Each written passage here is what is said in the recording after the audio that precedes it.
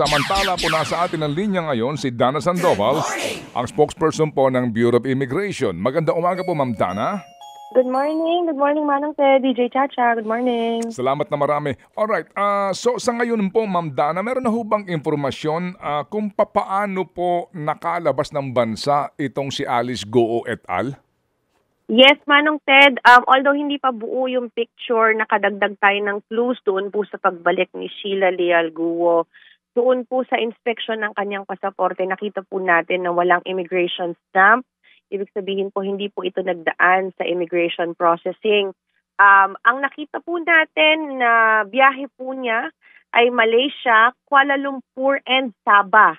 Yun po yung mga nakita natin. But there is still no clear, hindi pa po may malinaw kung ano yung actual na path na tinahak niya. Siguro po ngayon meron pong Senate hearing ngayong hapon.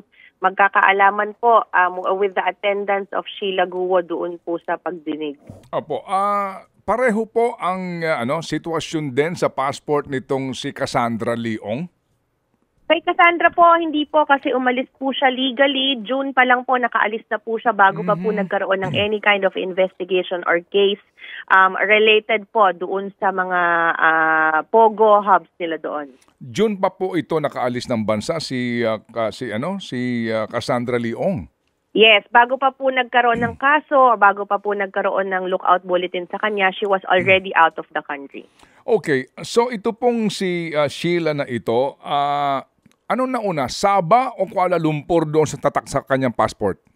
Hindi pa po malinaw, Manong Ted, kasi may inconsistencies din doon sa tatak sa passport at doon sa nakuha natin na information from Malaysian Immigration. That's why important po na marinig din natin yung kanyang statement. Kasi doon po sa mga tatak niya, parang magkasunod na araw po yung dalawang biyahe niyan in Malaysia. But doon po sa kanyang record sa Malaysian Immigration, isa lang po yung lumalabas doon sa record ng Malaysian Immigration. So there are still a lot of inconsistencies po doon sa natatanggap nating information. Ano po iisa lang ang record, ma'am? Paki-clarify po lang, Ma'am Dana, please. Paano po? Paano isa yes, lang yung Manong record? Ted, kasi sa Malaysia po, meron kung dadaan po ng Sabah, papunta po Kuala Lumpur. Meron din pong immigration assessment. They also encode it. But doon po sa record niya, ang lumalabas po, isa lang po in Kuala Lumpur, but the flight number is not consistent din. Hindi po arrival. Departure po yung lumalabas na flight number doon po sa record niya. So medyo sali-saliwa po yung records na nakikita natin doon sa Malaysia side na nakuha natin from Alice and her mga kapatid niya po. Okay, so kung siya po, assuming nga na nanggaling ng Kuala Lumpur, may tatak din po ba yung kanyang passport papunta po ng Singapore? Kasi doon sila dumaan en route to Indonesia. Yes, Manong Ted, although si Singapore po hindi na po naglalagay ng stamp sa passport, meron po siyang record in Singapore Immigration that she entered their country po after Kuala Lumpur. So nagstay po siya doon, kung hindi ako nagkakamali, siguro less than 30 days, mga 28 days or 27 days po, before traveling via ferry papunta po ng Indonesia. So may tatak siya ng Indonesian immigration? Meron po. Doon po siya dumaan August 16, August 18 na alerto po natin yung Indonesian immigration the following day nung nalaman po natin na may entry po siya doon. Opo. Yun hong picture na sila ay naandoon sa airport magkasama nitong si Alice Goo. Kumpirmado po yun. Kailan ho nakuha yun? Yung picture po yung Kuala Lumpur. Tama po ba, Manong Ted? Opo, oo. Yes, hindi po ito nanggaling sa Bureau of Immigration Philippines na sources po. So it's not confirmed, hindi po namin makumpirma kung yun po ay legitimate or kung kailan po nakuha yun. Okay. So, ma'am, ang inyo pong presumption kung ano po yung ruta nitong si Sheila, pareho din po ni Alice? Yes, parehas po. Sa nakikita po natin, sabay-sabay po silang umalis, silang tatlong magkakapatid. Nagpunta ng Malaysia kung paano mang paraan. Tapos pumunta po ng Singapore at doon po sila nagkita-kita ni Cassandra Leong. Okay, kailan po on record ho, ayon sa informasyon na inyo nakalap, talagang nakaalis sila ng Pilipinas? Manong Ted, hindi pa malinaw yan, kasama yan sa tinitingnan natin kasi ang record pa lang na nakikita po natin ay yung entry niya doon sa Malaysia. Ang entry po niya sa Malaysia ay July 18.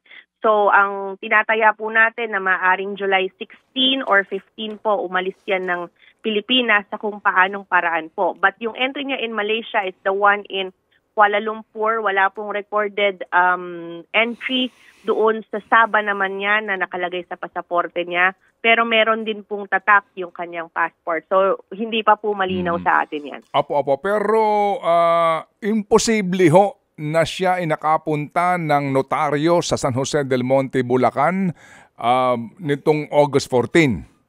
Sa nakikita po natin, Manong Ted, medyo malabo pong mangyari yon kasi we were able to confirm with Singaporean immigration that she was there po up until August 18 when nag-travel po sila papuntang Indonesia. Bali, nandoon po siya sa Singapore mula July 21 all the way to August 18. Okay. So, ma'am, ano po ang mga teorya ngayon? Kung mamarapatin po lamang ninyo, ano po? Paano sila nakaalis ng Pilipinas? Mag-via Southern Philippines ba sila? Papunta ng Sabah? Sila ba ay nag-chartered flight? Paano po kaya nakaalis? Yes, Manong Ted. Ayoko lang po muna sigurong magsalita ng tapos or magbato po ng mga teorya hanggat hindi pa po malinaw yung ruta na talagang tinahak nila. But yan po yung mga main theories natin. Either it's private aircraft sa airstrip po o kaya po nagtawid dagat. Although kinakala pa po natin yung mga information kasi wala pa po tayong nakukuha na solid evidence as to how she was able to circumvent the proper inspections and go out of the country to Malaysia illegally. So dito po, kasi di ba ma'am lahat po ng mga Pilipino, ang presumption po nga natin, di po ba, kung ang hawak nila ay Philippine passport, dapat dadaan sila sa e-travel, di ba? Yes, Manong Ted. Wala rin pong record itong grupo po nila, si Sheila, si Wesley, saka si Alice, sa e-travel po natin. Okay. Noon ho bang nasa pangangalaga sila nung una po sa BI bago po ma-turn over sa NBI? Nakakuha ba kayo ng informasyon mismo dito po kay Sheila? Sinubukan po nating makipag-usap sa kanila during the inquest proceedings pero very limited po yung kanilang mga sinabi. They actually waited for the arrival of their counsel up until alas 10 po ng gabi bago po na nasimulan yung inquest. So I think they're also being very, very careful when it comes to their statements. I'm not privy po kung meron pa po silang karagdagang mga inilahad or inihayag po nung sila po ay na-transfer after po nung mga 10:30 po siguro ng gabi. Na-transfer po silang dalawa sa kustodiya naman po ng NBI where they also underwent inquest proceedings sa side naman po ng NBI. Opo, inquest proceedings po, diyan sa immigration, ano po ang kanila pong nilabag na batas, ma'am? Si Sheila po specifically ang ating may kaso kasi si Cassandra po ay meron pong valid Philippine passport at sa ngayon po wala pa po tayong nakikitang any immigration violation on her side. But si Sheila po ay kinasuhan po natin ng meron pong deportation proceedings filed against her for being an undesirable alien and for misrepresentation dahil siya po ay nakitaan ng isang valid Chinese passport. Yung Chinese passport niya po may ibang pangalan, iba po yung full name, iba po yung date of birth. It was an entirely different identity na pinapakita niya doon sa kanyang Chinese passport. And it was valid, Manong Ted, and although hindi niya ito ginamit, but it remains valid. And she was still using her Philippine passport despite having and presenting herself as a Filipino despite having a Chinese passport. Opo. Kumusta po yung yung passport cancellation na request ng tanggapan po ni Presidente dito po sa kaso nitong si Sheila at saka nung isa pong kapatid na lalaki? Nakaabang tayo dyan, Manong Ted. It would be processed po by the Department of Foreign Affairs. Hindi lang po ako privy kung ano na po yung naging proseso nila. But nakaabang po tayo dyan kasi it would also make a difference din siguro doon sa pagpoproseso sa kanila sa immigration. Okay. Ma'am, ito ho na lang ho, no? For the end time, ano ho ang inyong paliwanag ho dito? Maging si Senator Gatchalian nagsasabi na may nagtago ng impormasyon na ito na nakalabas na po ng bansa itong sila Goo at itinago daw ho ito mismo hindi lang sa Senado kundi mismo sa Pangulo. Manong Ted, tingin po natin this is not pagtatago but rather prudence on the part of immigration. Actually, natanggap lang po ito ng pamunuan ng immigration the Thursday before, August 15, na meron pong flight daw umano si Alice Guo pabalik ng bansa together with Sheila, Westy, and Cassandra. August 15 po, nabalitaan natin na meron daw siyang flight ng August 14 pero hindi sinakyan. Nag-no-show po sila. So it prompted yung management po natin na magtanong na bakit siya may ticket papasok ng bansa kung ang records po natin ay nagsasabi na nasa labas siya ng bansa. Nung time po na yon, si Commissioner Tansinko po nasa ASEAN meeting in Vietnam where all the immigration heads were there and agad-agad po na ipagtanong po doon sa mga counterparts natin na nandoon. August 16 po, we got conflicting information again, Manong Ted. Malaysia was saying that Alice Guo was in their country, for sure, andoon siya. But Singapore was also saying that Alice Guo was in their country, for sure, nandoon siya. So it's siguro minarapat lang po ng ating leadership na i-verify po muna itong mga ito.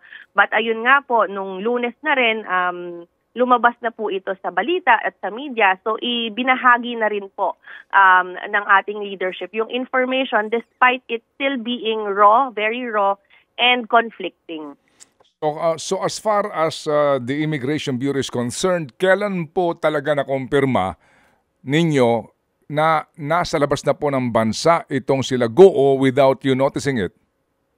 Manong Ted, na-confirm po natin yan ng August 16 pero yung information nga po na natanggap natin conflicting. Lumalabas po, 3 bansa ang nagsasabi na nasa kanila si Alice Guo. Pilipinas, Malaysia, and Singapore on August 16. The news broke out ng August 19 when the information was not yet verified. I think it was verified the following day na mga August 20 po that she was indeed in Singapore already during that time.